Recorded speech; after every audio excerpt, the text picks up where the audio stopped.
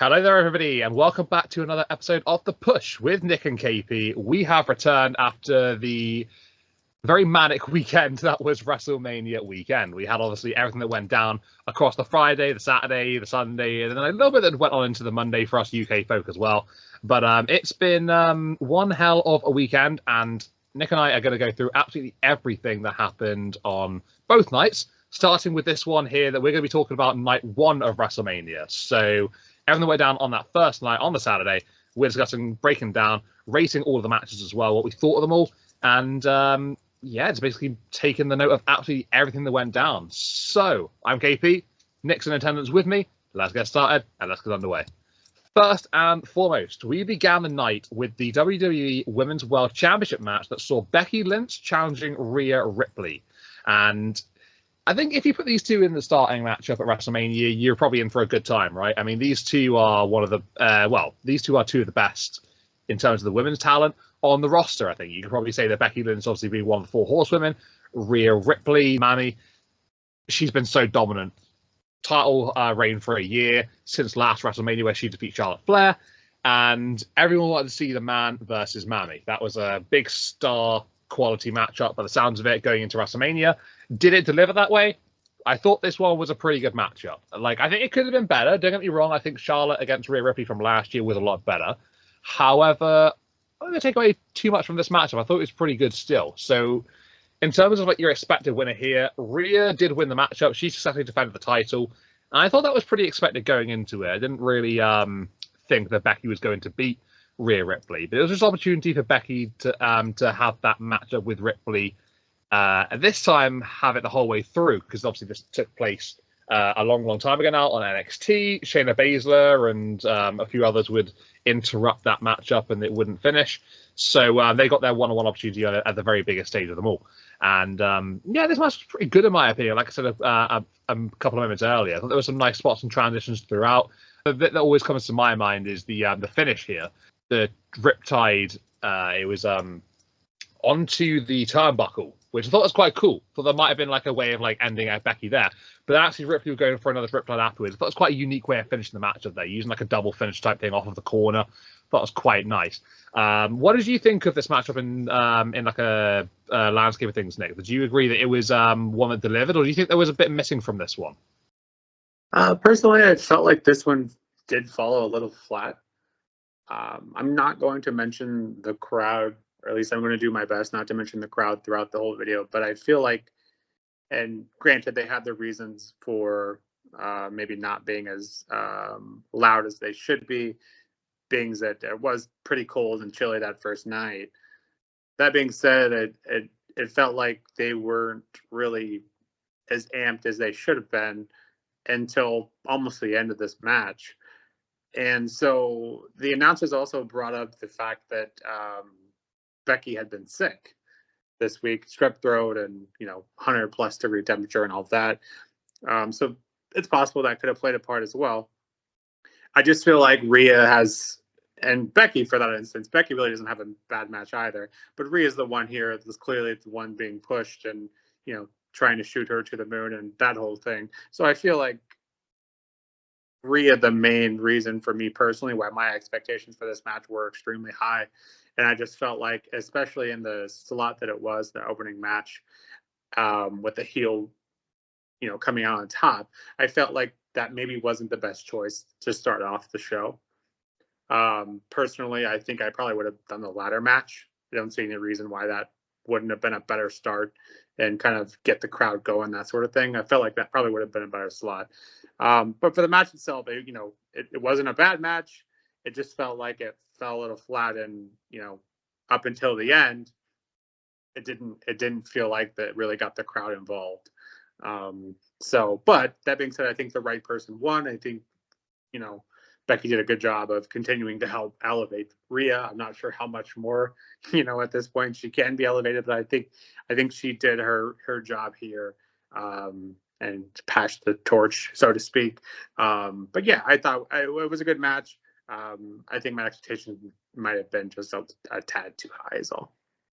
Yeah, just in case anybody is a little bit twisted with what I was saying earlier on, it's not so much that I think this was like an amazing match or anything like that, but I I think a lot of people, I've seen a lot of people anyway, saying that this match really didn't deliver as much as it could have done. And I'm not disagreeing with anything that you said. I think there was like a small element missing in this one. We could have gone like another few minutes longer, maybe. We could have had something a bit extra on top. I don't know. But in terms of, I think you made a great point with the starting WrestleMania off with this matchup.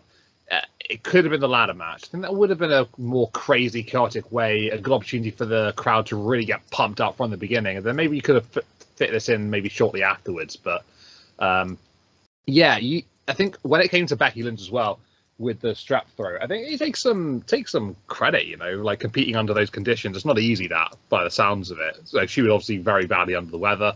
But I think, she put in a reasonably good performance considering that. So I think you got to give us some respect for that as well, obviously, as you mentioned earlier. But yeah, those temperatures they mentioned the temperatures a lot throughout the show, right? It sounded like it was pretty damn cold. So fair enough. I think there was a point where the commentators were getting out like mitts and hats and stuff as the show was going on, which is kind of crazy. So you want the crowd to be pumped up, don't you? So if it's going to be that sort of condition, it's going to be a bit harder. But yeah, I think these two did okay considering the circumstances. That a tough spot going out one-on-one in front of a cold crowd. It was a bit difficult. I thought the entrances were pretty good here as well. I think just like a little reference to that, where Becky would come out, very centered around her recently released book. That's quite a cool entrance, like some of the extracts from their quotes, and then obviously Rhea getting that entrance via the band that she loves so dearly as well. So that must have been a really cool moment for her, especially there. But I guess you can sort of you pick your things out of this one. It could be a bit better. It was decent enough. But yeah, I think two of the top women in the division. Ripley goes on to other things now after defeating Becky Lynch. As to what that would be, that'll obviously be explained from Raw after Mania and onwards. But way to start Mania, just the first matchup that we're going to be talking about. Yeah, and I think, and again, obviously, all things considered, Becky, did what she could. Clearly, probably not 100%. That being said, and I kind of gave the crowd a little pardon, but I'm going to take that back now because Philadelphia are known for having very, very passionate fans, and I think I alluded to this in the predictions video as well. Is about this crowd should be really good. It should be a lot of fun, and they're big supporters of the Eagles, and we'll mention that later. And they play in a lot colder temperatures than 40s and 50s. So I feel like this isn't going to be a match that I'm ever going to want to go back and watch. I think that kind of was what it boils down to for me personally. It just didn't felt like a Mania worthy, especially in the opening spot. So that's kind of where I stand on that. Yeah, I think we can agree to to go on that front there. Not one that will be remembered throughout the test of time. I think I gave this one an 8 out of 10. Not sure if that was a similar sort of ballpark for you, was it? I gave it a 6.5, and I kind of went back and forth between like a 6 and a 7, kind of in that range. But then, I usually go back towards the end and see how it kind of compares to the other one. And this honestly it didn't bring hardly any memorable spots or things to me personally that felt like it was something that was going to be revisited later on. Yeah, I think I've gone a bit high on this one for the sounds of it. A lot of people do share the same opinions as yourself, that it just really wasn't as good as it could have been. That's fair enough. I can understand where people are coming from. I can see what people mean. But hey, how about we move on now? Talk about our next matchup that followed this one. And this is the one that probably should have kicked off the night, right? I think we can all agree with that one. It was chaos, it was carnage, and it produced some pretty wild moments throughout. This was the 6-pack Undisputed Tag Team Championship ladder match, which saw the likes of Awesome Truth, DIY, New Cat Republic, A-Town Down Under, New Day, and the Judgment Day. So, crazy elements going into this one. So many men. How are you going to focus on everybody at the same time? Surely you're going to miss things here and there. It was a pretty entertaining and hectic matchup, but it was a fun one as well, right? I think I described this one as simply as what a match. Like, so many incredibly fun, crazy spots throughout. I was really surprised by A-Town Down Under winning this one. Not in a bad way, but in sort of like I really didn't see that particular element coming. But something that really did please me from this one is obviously with Awesome Truth winning the Raw Tag Team Champs as well. the tag titles got split. And I know that we've been really sort of vocal about wanting that to happen as like a fan base in WWE Universe collectively. I think most people really wanted that to be the situation. Now that it's sort of like we've had some time to let it sink in, and those tag team titles are officially split. One's gone to Raw, one's gone to SmackDown. How are we feeling about that one? Are you absolutely over the moon that the titles have now been split? Yes, long overdue, and I'm happy with the diversity of the two teams, and that you have your heel and you have your face champions, and I feel like we kind of see that as the weekend goes on. I think we see that stay consistent as well with different kind of heel face dynamics with each championship. For sure, and I think this allowed it to really get kick-started there with the first title change of WrestleMania weekend. In terms of like your WrestleMania nights, obviously we'll talk about the Sound of the Liver and all that kind of stuff as well on the side. But I mean, A-Town Down Under, I thought that was a really nice moment for Austin Theory and Grayson Waller, because like I say, I really did not see that particular part coming. So that was awesome for me, quite surprising there. I think the Miz and R-Truth victory for the Raw tag team titles was, I'd say, pretty expected there. I don't think anyone was really too surprised by that. Obviously with R-Truth's history with Judgment Day and everything that went on with that. And he would get his opportunity at the very end of the match to stick it to Judgment Day. I think it was a situation at the end where it was Damian Priest and Finn Balor as well, JD McDonough. They were all involved, but it was R-Truth that would be the one to climb that ladder and retrieve the Raw tag team titles. But this match was a lot of fun, right? That we can all agree that it was, there were so many crazy spots throughout it. I want to give a shout out to Gargano and Ciampa, DIY. There was a tornado DDT onto Pete Dunne from Gargano through a table at ringside. That was a really cool spot. Tommaso Ciampa would hit a white noise off of the ladder. Struggling to remember who he did that on off the top of my head right now, but I remember that did happen during the matchup for sure. But I think R-Truth getting the better of Judgment Day in what has been quite a comical story over the last number of months. That was a really nice full circle moment. So I was really pleased for R-Truth in that one. Are you pleased to see this team of awesome Truth in 2024 winning tag team gold, or are you thinking, this could have happened like 10 years ago? Yeah, I was on the fence about who would come away with gold on Raw, and it made sense, from a story standpoint, what the story they had been telling with Judgment Day. Yeah, I guess it's just a fun Mania moment, and we'll take it as that. Do I think they will be breaking any records anytime soon? No, but it was a fun moment, and like I mentioned earlier, I like the dynamic in that we have one could potentially be a pretty serious contender with Grayson and Theory, and then we have this side of it, not so serious, but a fun moment for what it was. It reminded me very much of when Zack Ryder won the Intercontinental Championship in that ladder match all those years ago at WrestleMania. That was like a feel-good moment for him back then.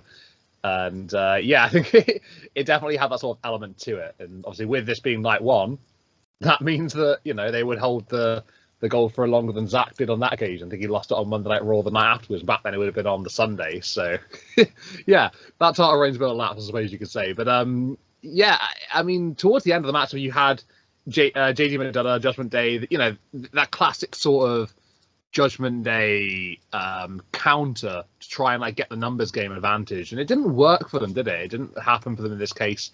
It would be a situation where McDonough just wouldn't be able to get the job done.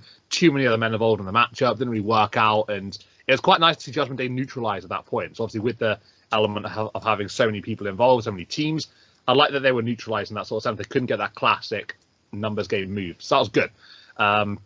But yeah, definitely positive to come out for this one. Tag titles being split.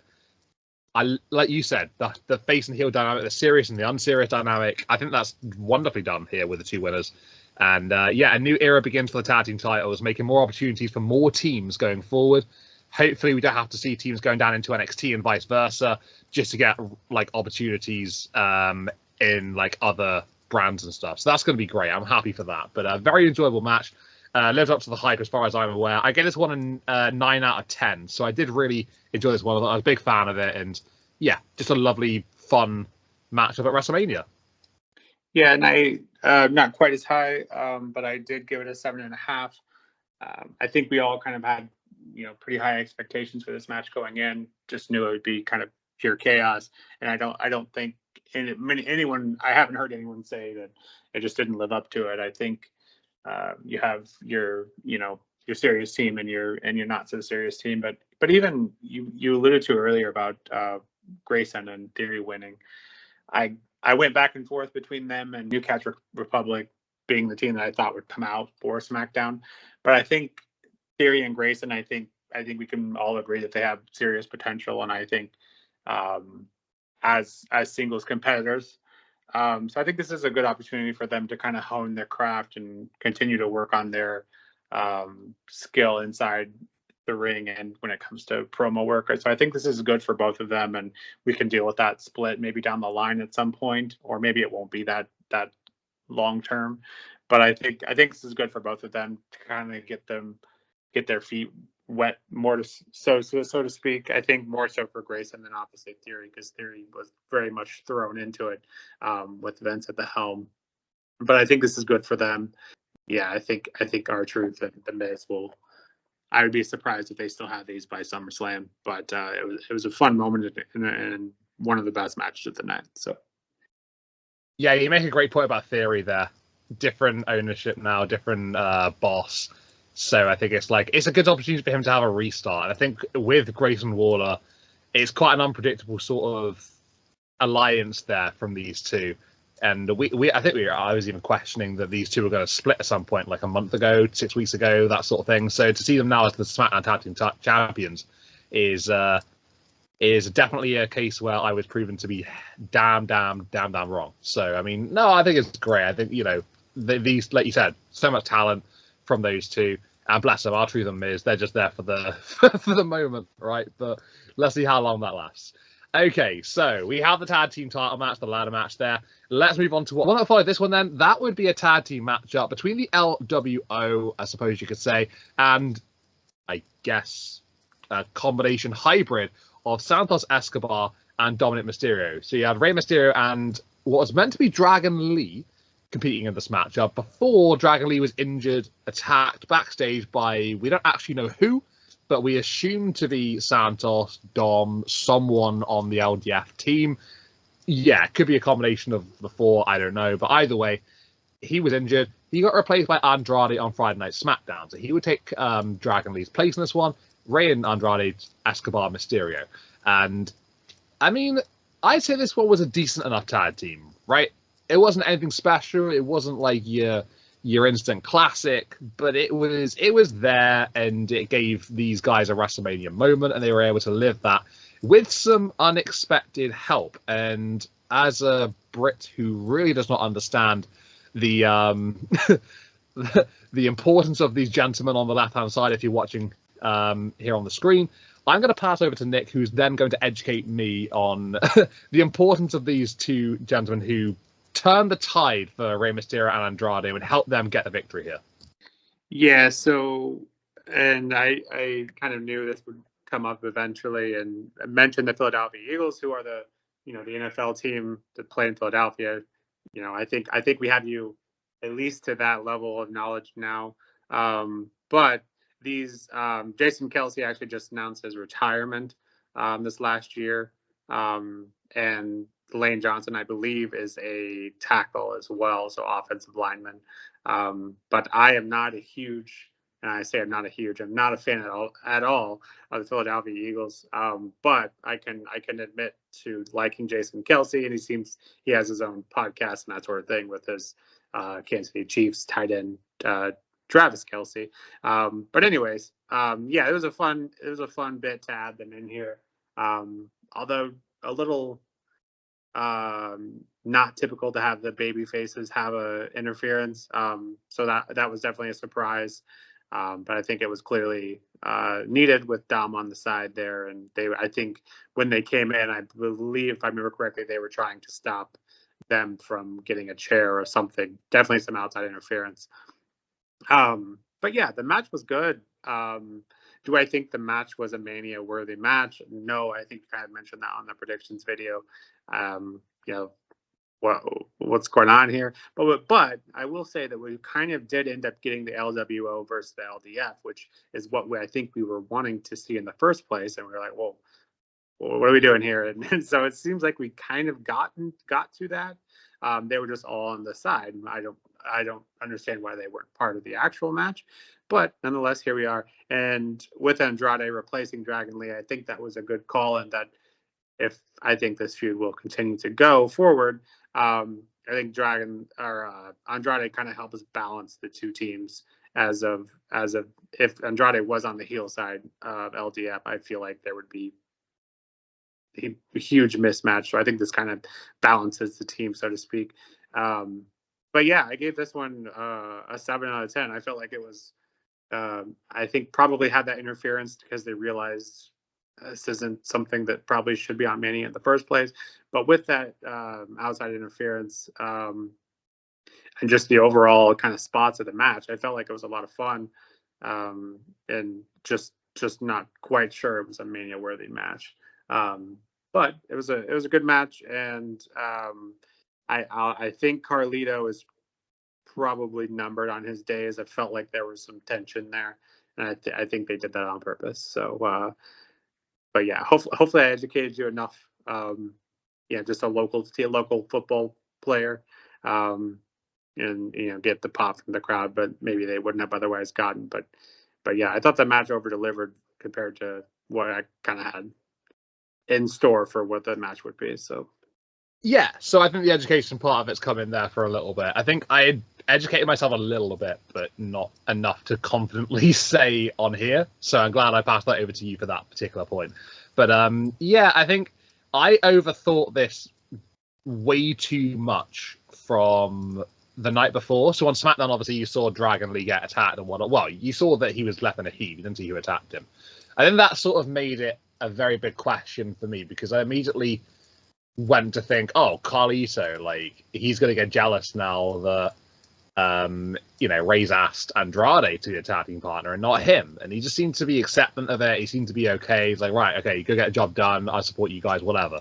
I thought that was a bit odd at the time, and I really thought that it was going to be a case of, like, Ray choosing Andrade and then Carlito maybe going, okay, right, well, I'm going to stick you guys up at WrestleMania and I'm going to cost you guys the win or something like that. I expected something a little bit different, but yeah, maybe I overthought about it too much, and I was expecting something that was never going to happen. Obviously didn't happen. So I think, yeah, like you said, though, a little bit of tension, maybe what happened down the line, but this whole LWO saga that we've had, it's just never seemed stable. There's either someone new coming in or someone leaving, or there's like some fight between inner members. Like, it's all very odd and very strange. But yeah, I really have never once thought that these guys are settled, or it's all like pretty straightforward and normal. There's always been like a little question mark or a little cloud hanging over, and it's a weird dynamic for sure. I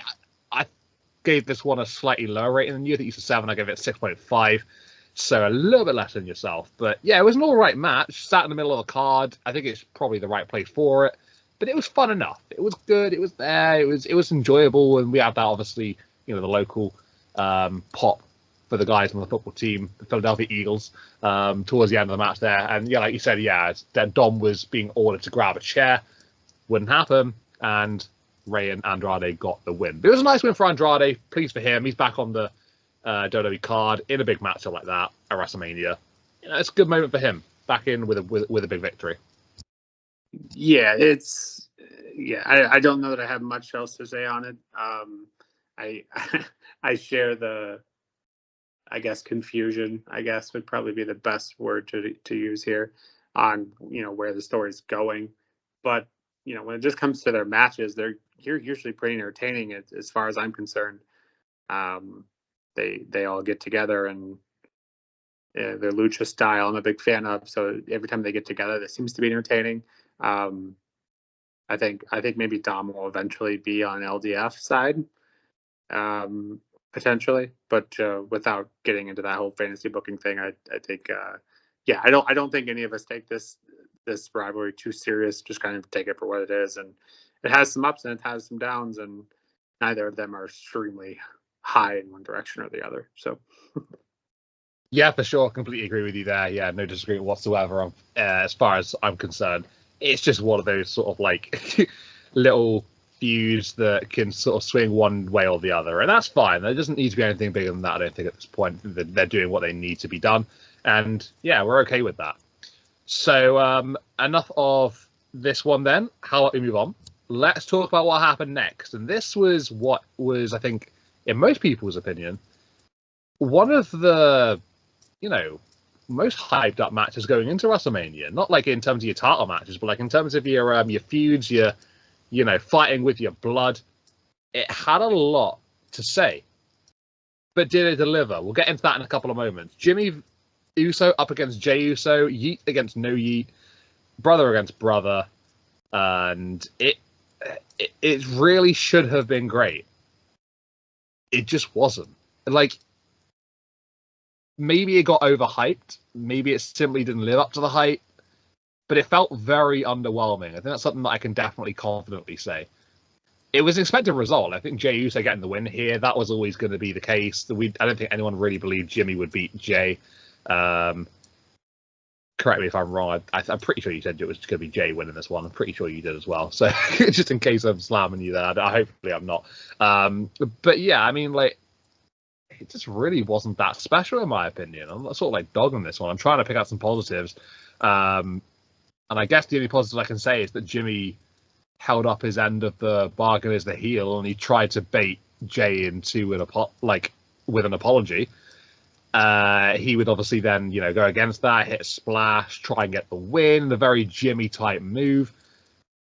I mean, yeah, I'm struggling to sort of like fixate on some positives here, but I'm trying my best. The finish was fine and an all right match. Like, I really didn't get much from this. Do you have any more to add apart from that? Like, what did you think it was? Did you think it was a case of the fact that it didn't achieve the hype, or it just simply was overhyped? What did you think?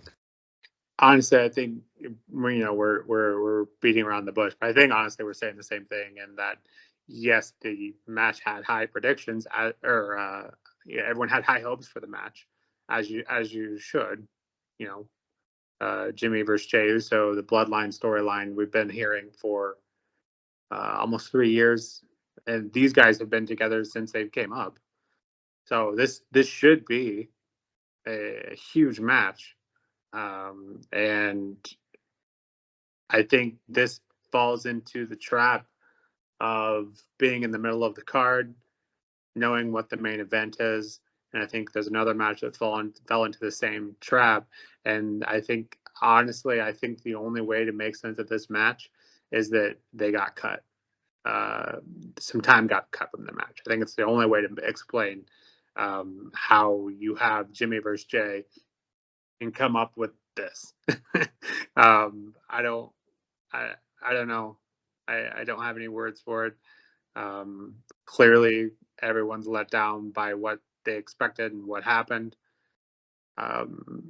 Ended up being a super kick battle, and outside of that one bit with Jey trying to trick Jim, or that one bit where Jimmy tried to trick Jey, I can't remember anything else of the match I thought was worthy of what this could have been. And hopefully they'll continue. But even with Jey winning, I think I maybe mentioned that predictions. Maybe it was going to be a Bloodline night and Jimmy would win, just to continue the feud, because I think we all thought this would be one of those ones we want to see, multiple matches from. But personally, I don't want to see any more of this. I don't know. I think if they had been given 15 more minutes, that seems like a lot, but come on now, this match is two brothers twins who've been there, been together their whole lives, came up through the same time, and have been tag teams for 90% of their careers, and now they hate each other, and this is the best they could come up with. Just feels like a big letdown. If they'd been given 15 more minutes, then they probably would have sent that Philadelphia crowd to sleep, because I mean they were cold as it was. I don't think that would have warmed them up. If they changed the I guess suppose if they got more time, then they would have been able to have done a lot more with it. Maybe they would have been a bit more enthusiastic. I don't know. Maybe that could have been the case. But if it was based on the match they had that we all saw them have, then oh good lord, 15 minutes is not something I would have wanted. But I see where you're coming from. To be fair, situations changed. Maybe time was cut. That's a possibility that we could maybe try and vouch for there.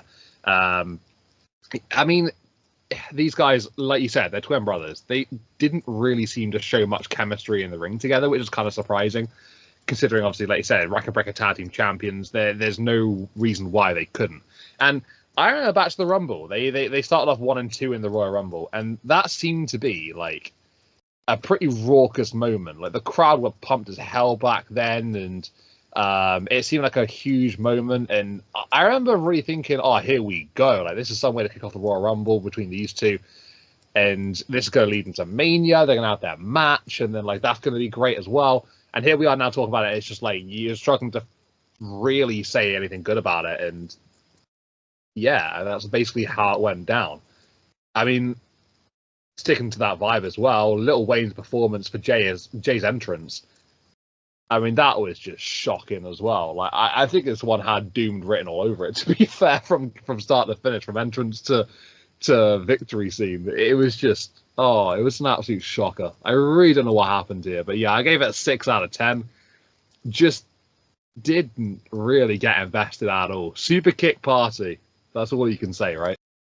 Yeah, and you make a great point about the Rumble and what could have been and what should have been for this match. And I think you also mentioned that I think it was maybe Jay, one of them said that this was their dream match. And you're telling me that's what they could come up with. You know, and my whole argument of time is, you know, maybe they had this nice planned out 30-minute match, and then because someone else went over, or they feared that someone else was going to go over later, you know, maybe they got cut to 20, and that kind of threw off what they were going to do. And so they were just going to wing it. And, you know, if they wrestled their whole lives, they could just wing it. And I don't know, for whatever reason, this didn't work. And unfortunately, I feel like this kind of plays into a good majority of the night, kind of just expectations weren't quite met. So unfortunately, maybe they'll get another shot at it. But with them being on, you know, different brands, and, you know, maybe the draft coming up, maybe we'll see them back on the same brand. I gave this one a 6, and I struggled to give it that. It's just, yeah, not a lot of positives to say about this. So I'll keep my mouth closed on this one. There you go. We agreed on the match rating. First time today. Got there in the end. But yeah, I mean, it wrote itself, this one. It just wasn't great. And unfortunately, that's the case. So let's swiftly move on then. Let's talk about something else that went down at WrestleMania Night 1. The following matchup then would be a 6-woman tag team contest between Damage Control members Asuka, Kairi Sane, the Kabuki Warriors, the current tag team champions of the women's division, and then obviously Dakota Kai as well, fellow Damage Control member. They would take on the team of Naomi, Bianca Belair, and Jade Cargill. And this one was very interesting, I thought. Like, I want to go just quickly to the entrance before we get talking to the matchup here. I thought the entrance was very rushed. So I think maybe you were talking about the point a moment ago in the Jimmy and Jay match where maybe time was of the essence at this point, and they had to sort of like speed things up. That definitely felt like that during the entrance. I did make a note of that down here. The fact that they had like that podium where they were brought down. This is obviously Jade, Bianca, and Naomi I'm talking about here. I really struggle to know why Jade and Naomi were given like a very, very quick entrance there, and then obviously Bianca would have a. Was that the right order? Either way, 2 of the 3 women were given a very short entrance, and then the third was given obviously the rest there. But yeah, I don't know. I thought that was very rushed and very odd. But either way, regarding the match itself, wasn't really surprised by the outcome here. Had a feeling that it would be the team of the faces to get the victory. Jade isn't going to lose her first match at Mania. That just didn't really make much sense at the time. And yeah, saw that really coming a long way away there. But No, I thought Jade looked to be fitting in quite nicely here. To be fair, the match was fine, nothing overly special. That seems to be a vibe that we're going with here tonight in these reviews. But it had what you expected from a 3v3. You know, I'm not going to criticize it too heavily because at the end of the day, it was there. It was fine. It did the job, and it showcased Jade Cargill to the point where she's here and she's ready to go. So that's always good. Glad that someone that we've been waiting on for so long now is finally getting a moment to shine. And what do you think of Jade in this matchup? She wasn't in it for an awfully long time, but do you think that she did enough to basically showcase that she is ready for this moment and that's why she was on the card? So yeah, unfortunately, and I don't think a lot of people tune into a night one WrestleMania predictions or reactions video, hoping to hear a bunch of positives, because unfortunately that's just the theme of the night. There wasn't a ton of positives. I have a few issues with this match. One is, you said, being the entrances, in that I've seen longer entrances on a weekly television show for these guys, and they I almost felt like someone accidentally hit the next song button, but then they did it twice. So that was strange. And then if you're going to go the route where you don't have time to have all three of them put on a big grand entrance, I think we could all agree that the one that should have an entrance here should be Jade. So that was I don't know. WrestleMania to me has always been about the entrances, and I feel like kind of a lot of the weekend kind of failed to deliver in that aspect, but this match in particular. As for the match itself, personally, but I'm a big fan of Damage Control, but I don't think anyone can argue the fact that their booking has been questionable at times. And I feel like at this point, you essentially buried Damage Control with this match.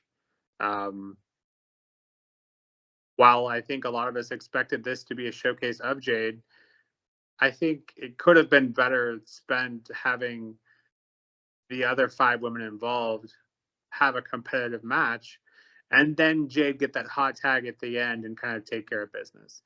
But I didn't feel like Damage Control kind of got anything in, and as far as the whole weekend in general, Damage Control comes out of this kind of not looking good whatsoever.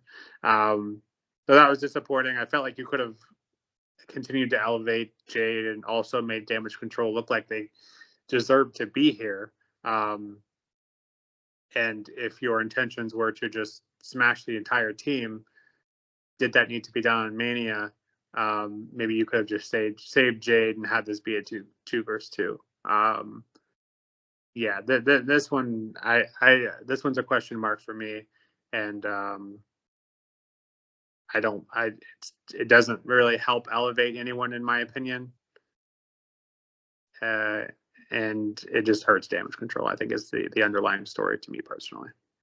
Yeah, I wrote down on my notes at the time, I put Damage Control looked to be in disarray in a match that, thankfully for them, won't be one that'll be remembered going forward. So I think it was one of those situations where it gets to a big event and Damage Control are like the whipping girls of the division. Like, they just tend to be like the fodder for the team of faces that are led by Bianca Belair. That seems to be the way, right? When you get to these big events, that seems to be how it goes down most of the time.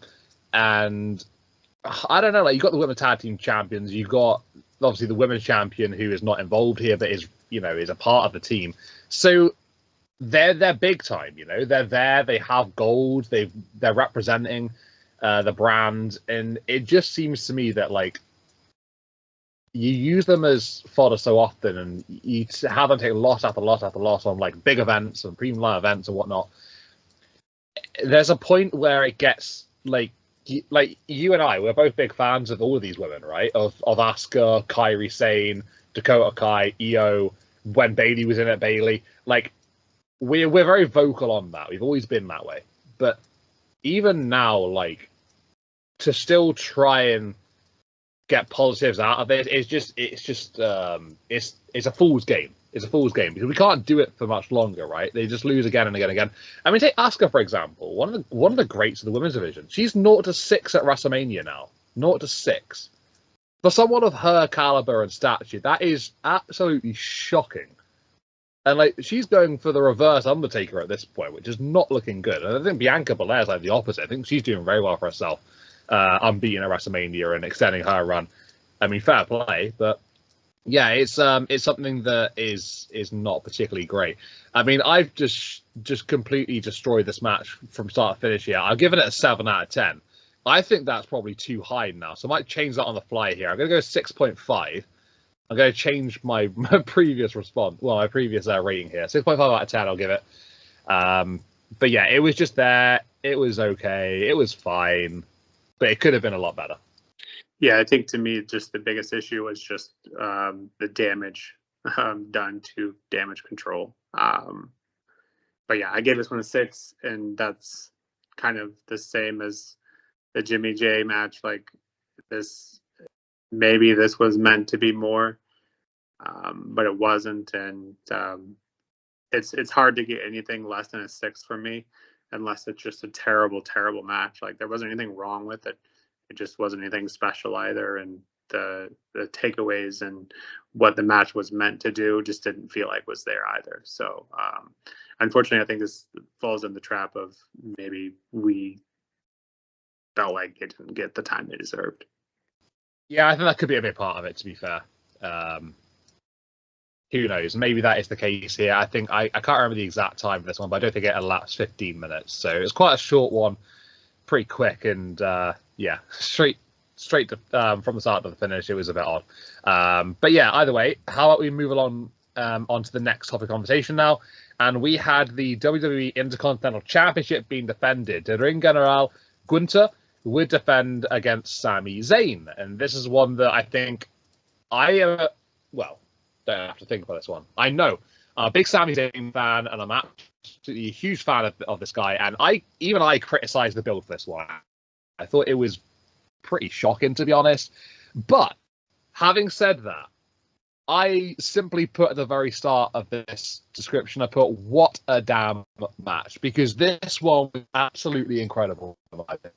I'm about to go crazy here. I'm about to go on a complete... and after just not ramble like the opposite, I'm going to just applaud because we haven't done a lot of that in this video yet. So let's do it right now. Sami Zayn ended the longest Intercontinental Championship reign of all time. By all I can describe as he dug down as deep as he possibly could into his ability of being a wrestler. I mean, that match was crazy. The amount of abuse and punishment and pain and suffering that Sami went through throughout the matchup, it was very fitting for the build to this one, which actually is kind of mad that I'm saying that now, considering how badly I panned the build up to this one. But it actually made sense. They actually, they brought elements of the build into this one. Obviously, Sami was getting trained by Chad Gable, and it was sort of like endurance training and, actually being able to take the punishment from Gunther. I mean, to be fair, if you think about it, there's a point when Gunther probably could have pinned Sami 4 or 5 times, but didn't bother. He kept on going. He kept on inflicting punishment. He kept on doing move after move after move, going up to the top. And yeah, there was a lot of playing with his food for Gunther. But eventually it got to that point where Sami would be shaking in the ring, trying to exert himself back into some fight. And eventually that would spur him up into the closing moments of the matchup. I'm trying not to be too carried away by this one, but I think I described this one as absolutely insane, and it was shocking as well. Didn't see this one coming a mile off. Thought Gunther was going to retain 99 times out of 100. Maybe this is that one time that it didn't happen. But what were your thoughts regarding this one in terms of the shock factor, and did you like the way that Sami was able to get the win after Gunther was essentially playing around with Sami? Did you think that went against Gunther's respecting the sport, or did you think that was just a little bit of Gunther getting carried away and then maybe it came back to bite him after he lost a few moments later? What did you think about all that dynamic? In terms of being shocked, I do not think there was a match where I was more shocked this weekend. And I say I don't think it. There absolutely wasn't. My jaw was on the floor. I could not believe that Sammy did it. We alluded to the Bills not being great, and while I don't agree with the decision, I'm happy for Sammy, and I'm happy for you to have this title reign with Sammy. But I think, yeah, at the end of the day, it was the arrogance of Gunther who kind of, shot himself in the foot. And I think we see that story played out several times this weekend. But this was the first time, and thank goodness we finally got a Mania-worthy match where after the match we're like, now that's a WrestleMania match. And to me, this felt like the first time. You could argue maybe the ladder match, but I think that ladder match could have easily been any other one. This, to me, felt like a Mania match and finally got the crowd involved. The crowd was going nuts. So, yeah, finally got a WrestleMania-worthy match. And one personally that I want to go back and watch now that I know Sammy's going to win, because I felt like, to me, I was like, oh, well, this match isn't over yet because Sammy's not going to win. And he pulled out the brainbuster, and I was like, oh, okay. We're digging deep now. So now I'm thinking maybe he is going to win. Surely not. Surely Sammy's not going to be the guy to end the reign. And so then, moments later, my jaw's on the floor. But yeah, this was a great match, and finally turned things around for the night. But yeah, this was a ton of fun, and I want to go back and watch it and take it for a match in whole, because I didn't think that was the ending. I thought we were picking up the pace, but I didn't think that was going to be the ending. So this was a fun and shocking Brain Buster. It was a great bit of homage to El Generico, that was, wasn't it? I wonder what he's up to nowadays. I wonder if he'd be doing well for himself. No one's heard from him in ages, but it was really cool for Sammy to play that homage to him. That was an awesome moment. But yeah, I mean, you made some great points there. It was shocking, and I don't think anyone really expected it. But I am absolutely loving this right now. I think this once again sort of symbolizes that Sami Zayn is ready for a world title. Like, if you defeat someone like Gunther, the run that he had, 666 days as the Intercontinental Champion, I think naturally a world title opportunity will come your way at some point. So I'm going to stay patient. I'm going to just sit back and enjoy whatever reign this turns into, because I know that at some point eventually it's going to happen for Sami, and I'm thrilled that WWE entrusted him to be the one to break Gunther's reign. And obviously you can argue Chad Gable, and I think fair play, a lot of people will go on that side of the coin. They will say that it should have been Chad to do it.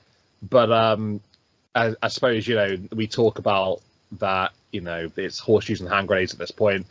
No one knows exactly how that would have gone down. But now that we've had Sami do it, that's all we can really go with. And that's, we'll see what the Intercontinental Championship becomes of now going forward. But I mean, yeah, that brainbuster followed up by the back-to-back Haluva kicks. Such a shocking moment that I will remember for a very long time. WrestleMania is now Sami Zayn's Super Saiyan country, basically, isn't it? He can just deliver matches and moments that encapsulate the entire event as a whole. Last year, defeating the Usos with Kevin Owens. This year, dethroning Gunther. Those long streaks are going, and it's all at the hand of Sami Zayn. I'm happy for him. Really, really happy. But yeah, very hard-hitting, impactful match. Spectacle to watch. Like you said, this one deserved to be at Mania, and it was at home. It was more than at home for this one. But yeah, Gunther, he's going on to other opportunities now, you'd imagine. See if the sky's the limit for him. See what he gets up to. That I'm looking forward to. I'm excited to see his next venture. But I gave this one a 9.5 out of 10. Very, very high rating from me there. Maybe a tad bit of bias coming in, but I don't give a damn. Yeah, I don't think, and that's kind of one of the reasons I want to go back and watch it, because I think you can't base a match off, well, I didn't expect that to happen, so I'm gonna give it a lesser rating. And I feel like kind of that's what some people would do. Like, well, I'm annoyed that Gunther got his reign ended by Sami Zayn. It just didn't feel like it was his moment. No, the match itself was phenomenal. I gave it a 10 out of 10, so no bias on your end. The match was it's going to be one of those ones that people go back and reference, your last year's Charlotte versus Rhea, or Gunther versus Drew versus Sheamus. One of those matches you'll always reference when you think of that Mania. And I think it's safe to say that'll be one for you as well. But yeah, this felt like the first match of the night where it's like, okay, now it feels like WrestleMania, because before this it didn't to me. It just felt like we just had another pay-per-view, and this one felt like it felt Mania worthy. So it was a fun one. Very fun indeed, and I'm glad I didn't show any bias there. You made a good point though with the shock factor. I think I'm the opposite actually. When it comes to like a shock factor involved in a matchup, I tend to give it like a higher rating, because if you don't see it personally as a fan, something that comes across to be shocking, I think that's good. The element of surprise is always a welcome one for me. So yeah, I always like that. If I can perfectly predict something's going to happen, I tend to like be a bit less enthusiastic about it, because I'm like, oh, there it is. There you go. It's a bit more of a flat feeling, but this one was far from that. It was fantastic, and it was such a feel-good moment for sure. So that is most of the night talked about, but still got a little bit of a big one to come here. So this one was very influential on night 2 of WrestleMania. Obviously, we'll talk about night 2 in our next video after this one.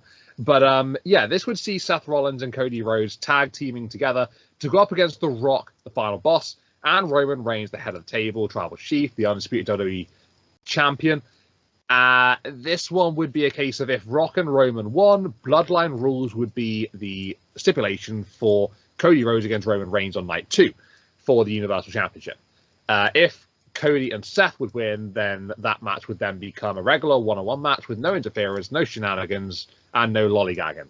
But it would be the final boss and Roman Reigns who would secure the victory here in what was a pretty chaotic and crazy tag team match that essentially turned out to be a street fight, really.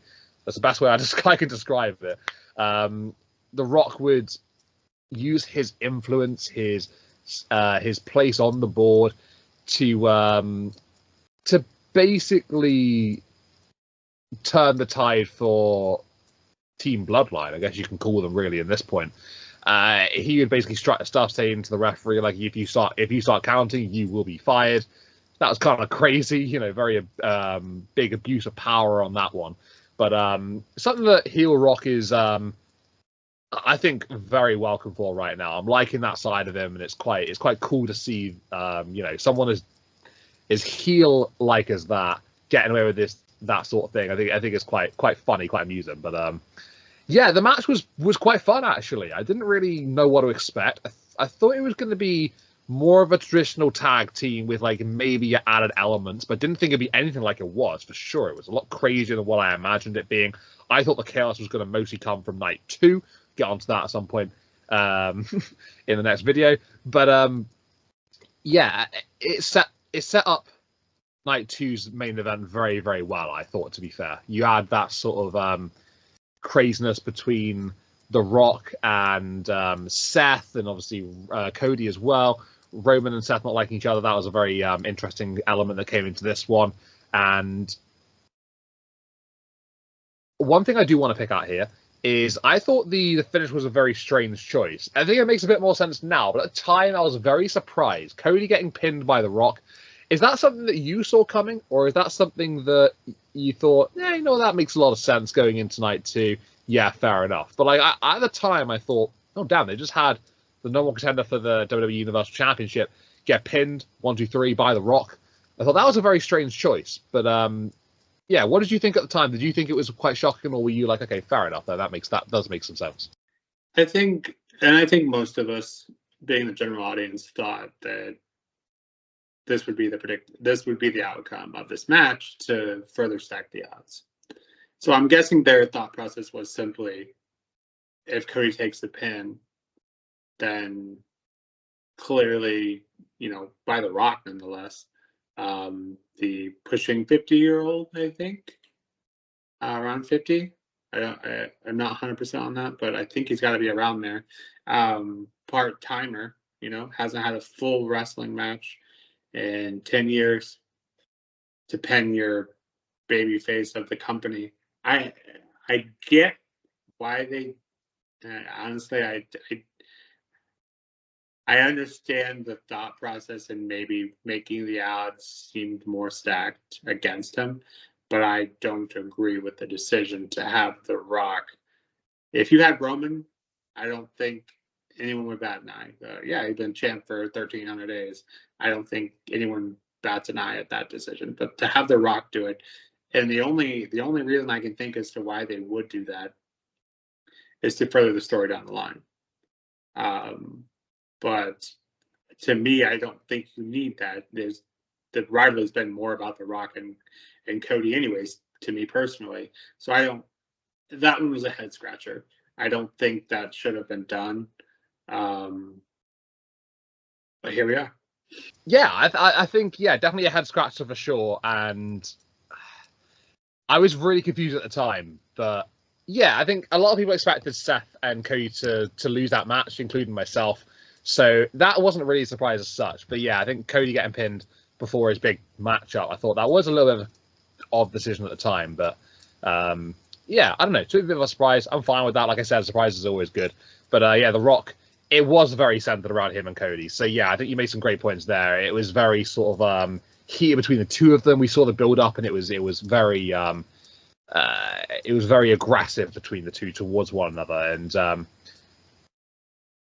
Rock getting a victory at WrestleMania is a good flex for him. Obviously, he's in the position that he is on the board and stuff. So obviously, it sort of like adds the bad blood towards The Rock by all of the universe, the crowd, whatever. So yeah, definitely a power move from that point in terms of like him with his referee influence as well during the match, like I mentioned a moment ago. But yeah, definitely surprising. Caught me off guard. Sets up an interesting dynamic for Sunday's main event as well. Seth, he got absolutely battered throughout this match, though, didn't he? He took an absolute beating, which probably wouldn't bode well for his upcoming match on night 2 as well. But yeah, I thought Rock's involvement here was actually pretty easy ride for him. I didn't think he had to really do too much technical work. It was very environmentally based for him, sort of like weaponry and on the outside and stuff for a large part. Bits involved in the ring here and there, like on the odd stint, like at the start, a little bit in the middle, towards the end, whatever. But yeah, I didn't think he had sort of like the biggest technically demanding side in the ring, which probably worked out well for him. But I mean, nonetheless, I really enjoyed this match. I thought it was a lot of fun to watch. It always had me thinking, what's going on here? What's going to happen next? And how is this one going to go from here on? I was always very sort of like interested and very focused, and always like thinking about what could happen next. That was quite a journey that I went through regarding this one. So I give this one a 9 out of 10. Quite a big fan of it. Thought it was a lot of fun, and it was a nice way to end WrestleMania Night 1 with a very big feeling match that set up Night 2 in a very particular way. So yeah, did you have like as great an opinion as I did for this one, or was maybe yours a tad lower perhaps? I think it's quite high in 9, but yeah, what did you think? No, actually, I gave it a 9 as well. So that's our second agreed upon rating. Yeah, I think once we got past the 45 minutes it took to get the entrances going and actually get into the wrestling portion of the match, I loved the bit where The Rock told the ref, "You count, you're fired," and then used some choice words after that. That was great. Yeah, The Rock. And I think the match was perfectly planned around The Rock's ability at this age.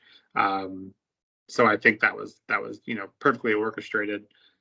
And I thought he looked great. I think still somehow I saw people online saying that I think he had that like one slip that I think I saw pointed out, but that was right after he poured the water on himself.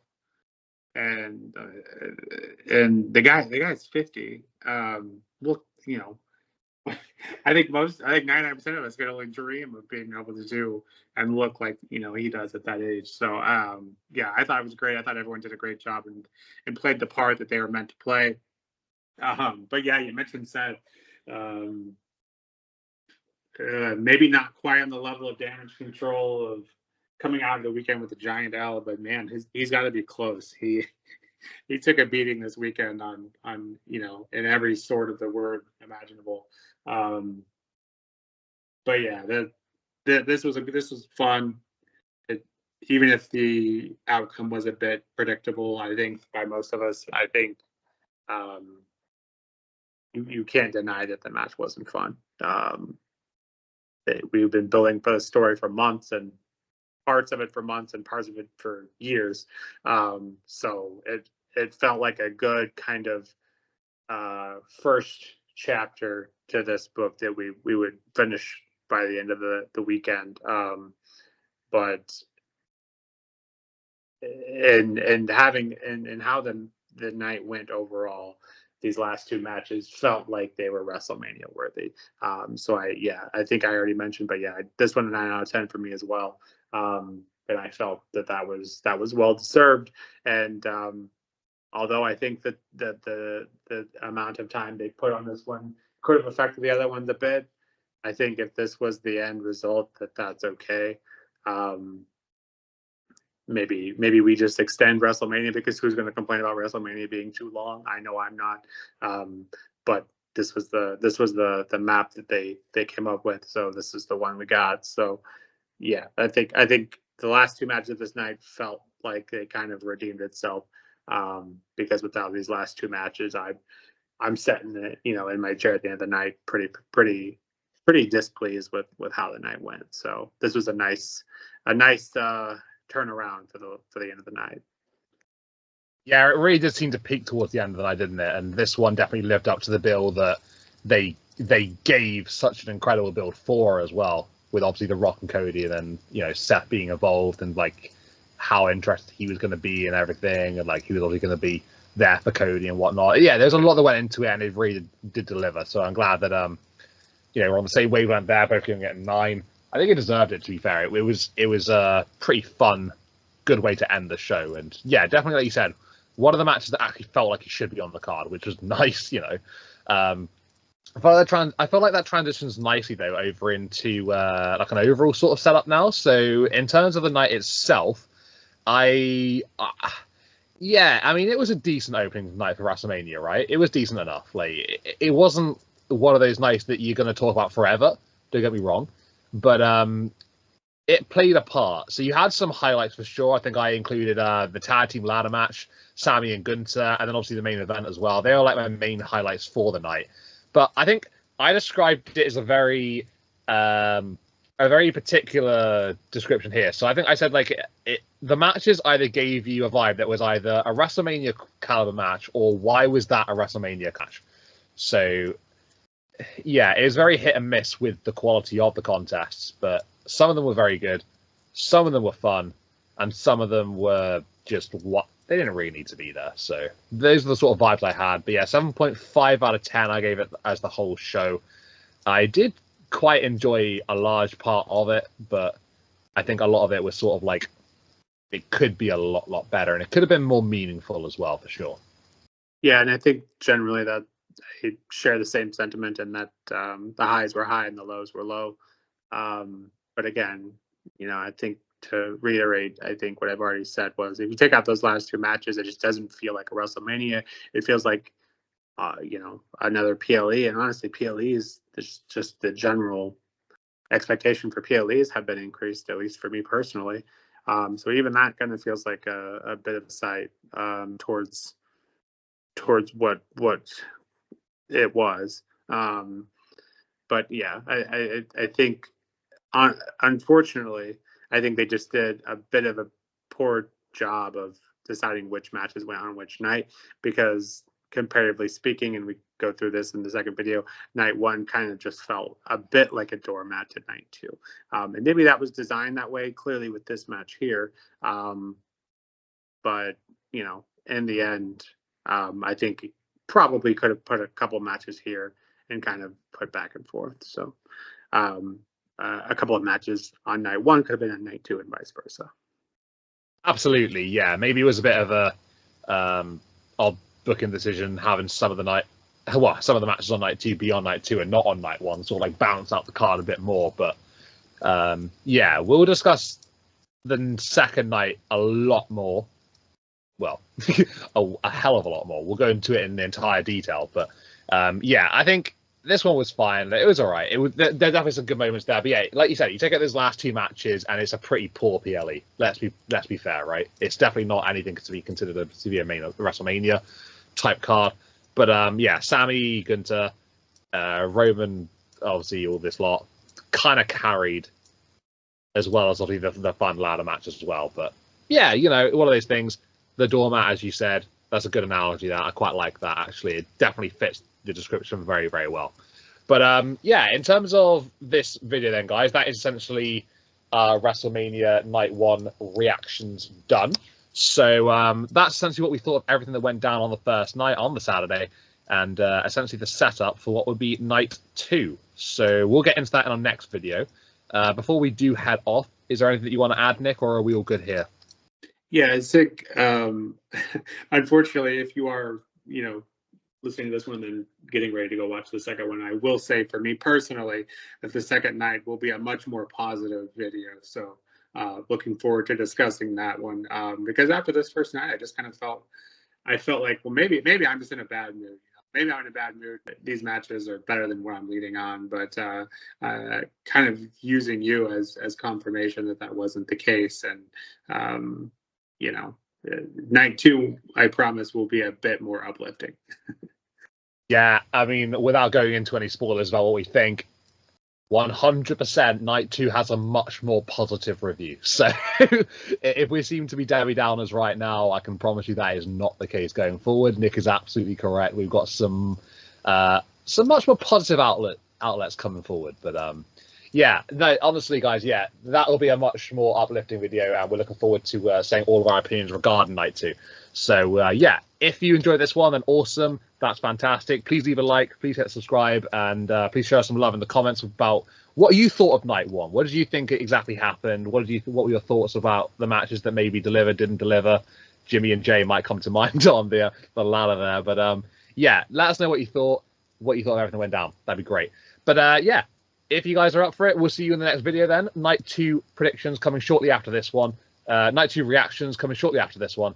And we will see you all there for a much more positive outlook. This has been The Push with Nick and KP. I'm KP, he's Nick, and we'll see you all in the next one. See you later, guys, and thank you for listening. Appreciate all of you. Cheers.